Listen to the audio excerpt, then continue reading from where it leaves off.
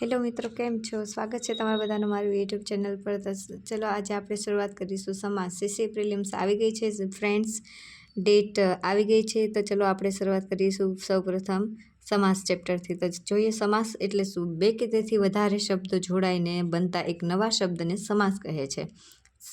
સમજમાં આવી ગયું? બે કે તેથી વધારે શબ્દો જોડાય અને તેનાથી એક નવો શબ્દ બને તેને સમાસ કહે છે.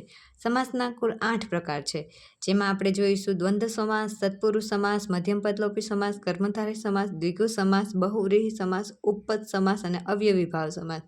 તો સૌપ્રથમ આજે આપણે આ વિડીયોમાં જોઈશું દ્વંદ્વ સમાસ. તો જોઈએ દ્વંદ્વ સમાસ એટલે શું, તો કે જે સમાસનો વિગ્રહ કરવા માટે અને, કે, અથવા જેવા શબ્દો વપરાય તેને દ્વંદ્વ સમાસ કહે છે.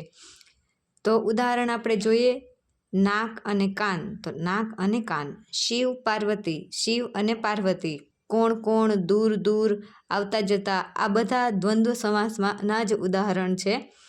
ત્યાર પછી જોઈએ કે અથવા, હાર જીત. તો હાર કે જીત. પાસ નાપાસ, પાસ કે નાપાસ.